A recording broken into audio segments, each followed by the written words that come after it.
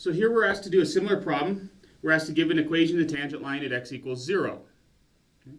The only thing harder about this is we're going to have to work a little bit more to come up with our derivative. So here, as before, we want to come up with the equation of the tangent line, which would look like y minus g of a is equal to g prime of a times x minus a. And here, what's a?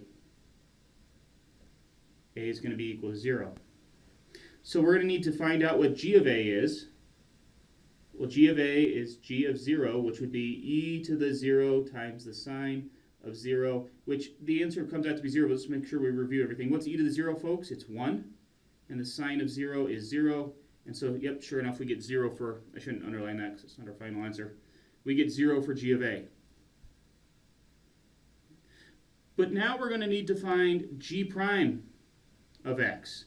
And to do that, I'm going to have to do a product rule. So I'm going to write out the steps of the product rule. Here's my first times the derivative of the second plus my second times the derivative of the first.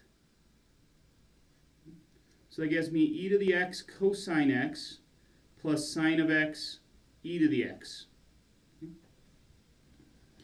Now if I go find g prime of 0, we get e to the 0 cosine of 0 plus the sine of 0 e to the 0, and that evaluates to be 1 for that first term there.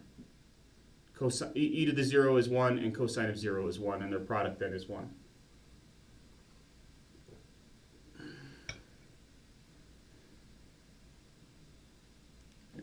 So finally then we can give our answer as the equation of a tangent line. It'll be y minus 0 is equal to 1 times x minus 0. And that's a perfectly fine place to leave the answer, although I think it's pretty clear that it simplifies to just the line y equals x. And that would be a fine place to leave the answer too. To stop there.